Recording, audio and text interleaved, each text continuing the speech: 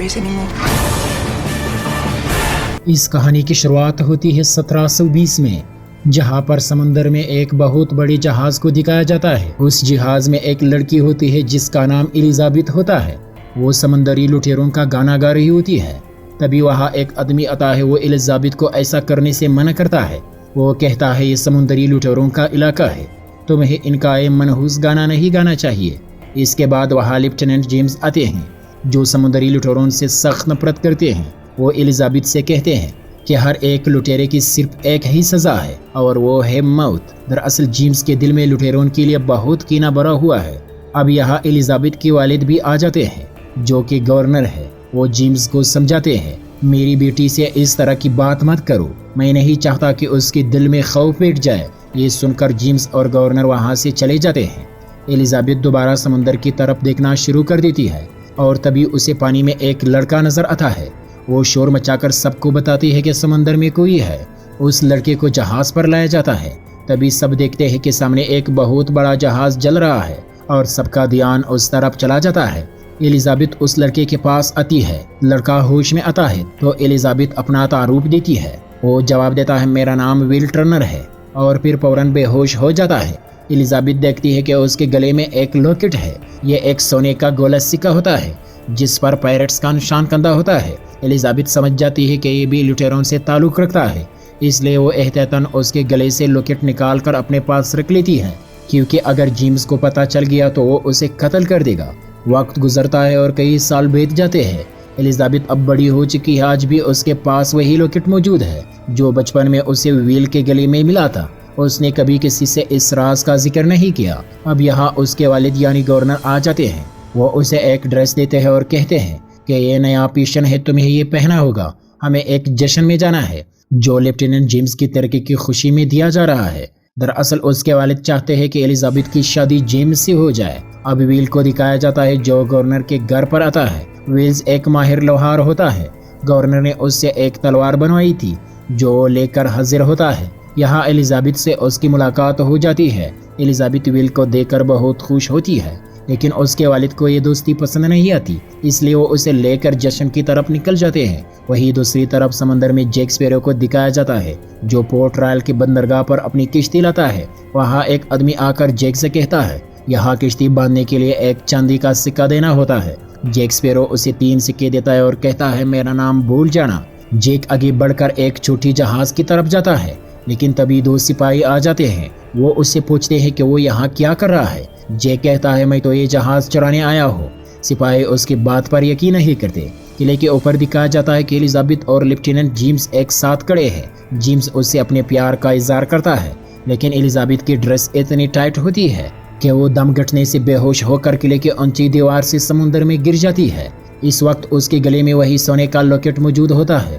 جیسے ہی لاکٹ پانی کو چھوتا ہے، اس سے ایک پر اسرار گونج نکلتی ہے جو دور دور تک سنائی دیتی ہے۔ جیک اسپیرو یہ سب دیکھ لیتا ہے اور فوراً پانی میں کود کر ایلزابتھ کو بچا لیتا ہے۔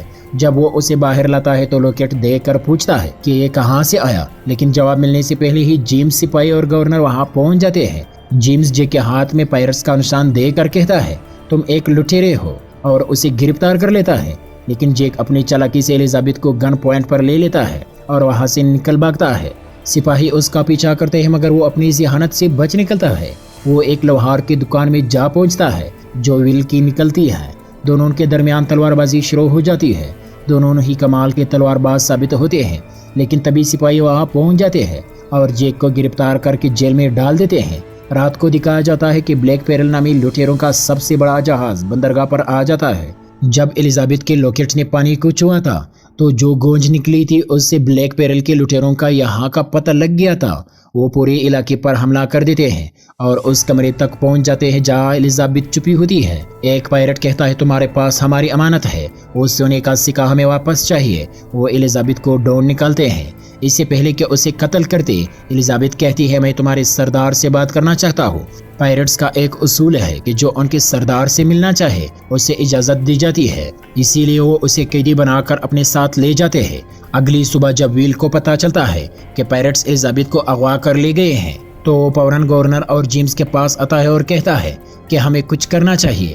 لیکن چونکہ وہ ایک لوہار ہے اس کی بات کو اہمیت نہیں دی جاتی۔ تب ایک سپاہی کہتا ہے کہ کل جیک اسپیرو بلیک پیرل جہاز کا ذکر کر رہا تھا، یہی وہ جہاز ہے جس نے الزابتھ کو اغوا کیا ہے۔ یہ سن کر ول جیک کے پاس جاتا ہے اور کہتا ہے ہمیں الزابتھ کو بچانا ہے، تم میری مدد کرو، بدلے میں نہ صرف تمہیں یہاں سے چھڑواؤں گا بلکہ تمہیں ایک محفوظ جگہ تک پہنچا بھی دوں گا۔ جیک کو جب ول کا پورا نام پتہ چلتا ہے کہ اس کا نام ول ٹرنر ہے تو سمجھ جاتا ہے کہ ول کوئی عام شخص نہیں بلکہ بورڈ اسٹرپ ٹرنر کا بیٹا ہے جو ایک وقت میں پائرٹس کا رکن تھا۔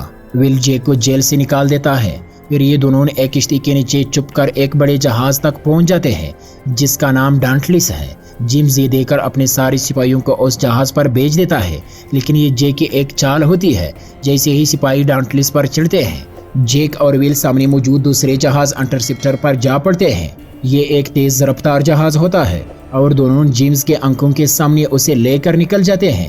راستے میں ویل جیک سے پوچھتا ہے میرا نام سننے کے بعد تم میری مدد کرنے پر کیوں راضی ہو گئے؟ جیک اس کی حقیقت بتا دیتا ہے تم لوہار کے بیٹے نہیں ہو بلکہ ایک سمندری لٹیرے کے بیٹے ہو، تمہارے والد کا نام بوٹس ٹرپ ٹرنر ہے۔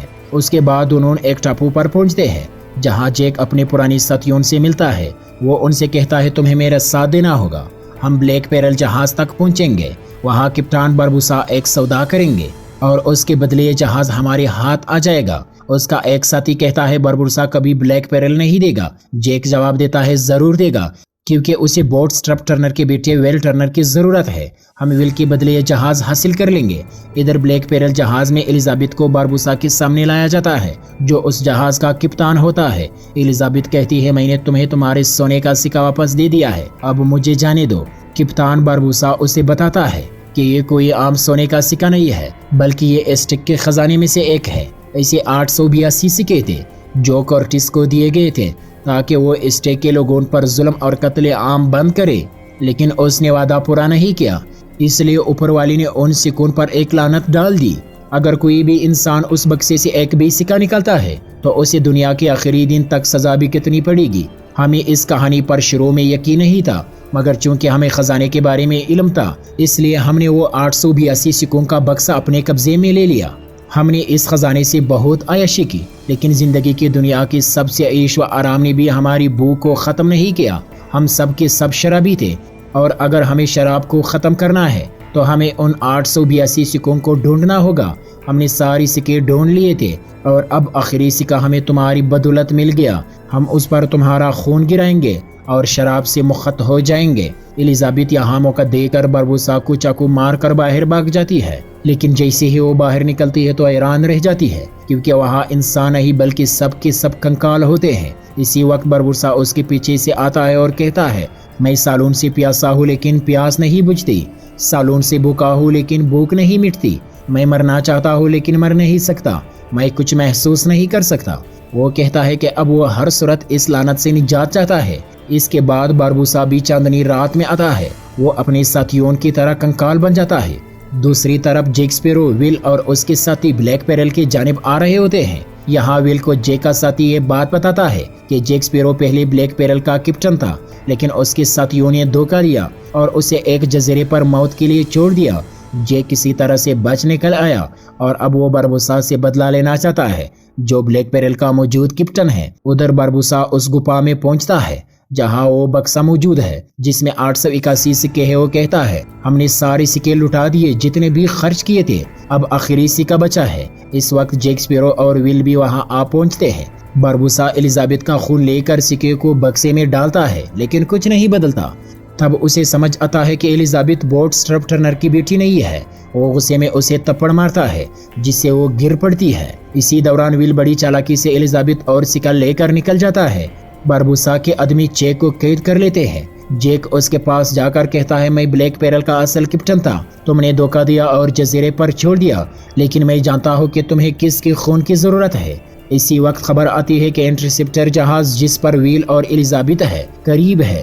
بربوسا جیک کو بندی بنائے رکھتا ہے اور بلیک پیرل انٹرسپٹر کی طرف بڑھتا ہے۔ انٹرسپٹر پر ویل کو پتہ چلتا ہے کہ بربوسا کو اس کی خون کی ضرورت ہے کیونکہ اس کا باپ ایک پائرٹ تھا۔ وہ جہاز بچانے کی پوری کوشش کرتے ہیں لیکن ناکام رہتے ہیں۔ بربوسا انہیں قید کر لیتا ہے اور الزابتھ کو سمندر میں پھینک دیتا ہے، ساتھ ہی جیک کو بھی پرانے جزیرے پر پھینک دیا جاتا ہے۔ इस बार एलिजाबेथ जैक की शराब जला देती है और उसकी आग की दुआएं से एक जहाज उन्हें बचा लेता है। जहाज पर एलिजाबेथ जेम्स से कहती है कि ब्लैक पेरल का पीछा करना चाहिए क्योंकि विल वहाँ है। जेम्स इनकार करता है, लेकिन एलिजाबेथ कहती है अगर वो ये करेगा तो वो उससे शादी कर लेगी। जेम्स मान जाता है और अब वो ब्लैक पेरल का पीछा करते हैं। इस बाद जैक गुफा में पहुंचता है और बारबोसा से चालाकी से बात करता है कि अगर तुम अभी शराब से मुक्त हो गए तो बाहर जाकर मारे जाओगे। पहले डांटलिस पर कब्जा करो, 2 जहाज तुम्हारे होंगे और मैं ब्लैक पेरल का कैप्टन बन जाऊंगा। बातों ही बातों में जैक एक सिक्का चुरा लेता है। बारबोसा को ये दुरुस्त लगता है और वो अपने आदमियों को बाहर भेज देता है, जो चांदनी रात में कंकाल भरकर डांटलिस के सिपाहियों पर हमला कर देते हैं। गुफा में जैक और विल बारबोसा से लड़ते हैं। बारबोसा इंसान नहीं, इसलिए मर नहीं सकता। जैक भी अपने आप को कंकाल देखता है क्योंकि उसने भी एक सिक्का चुराया था। आखिर जैक अपना खून सिक्के पर लगाकर वेल को सौंप देता है। वेल दोनों सिक्के बक्से में डालता है। इस लम्हे जैक अपनी वो गोली बारबोसा पर चलाता है जो उसने सालों पहले संभाल रखी थी। अब के बारबोसा आम इंसान बन चुका होता है। वो गोली लगते ही दम तोड़ देता है। उधर डांटलिस पर पायरेट्स भी आम इंसान बन जाते हैं और हार मान लेते हैं। बाद में पोर्ट रॉयल में जैक को फांसी दी जाने वाली होती है, लेकिन विल उसे बचा लेता है। एलिजाबेथ विल से अपने प्यार का इजहार करती है और उसके वालिद भी उनकी शादी के लिए मान जाते हैं। जैक स्पैरो अपने साथियों के साथ ब्लैक पेरल पर सवार होकर दोबारा कैप्टन बन जाता है और इसी के साथ ये मूवी यहीं पर ख़त्म हो जाती है। अगर आपको ये मूवी अच्छी लगी हो तो चैनल को सब्सक्राइब करें। मिलते हैं नेक्स्ट वीडियो में, तब तक के लिए गुड बाय।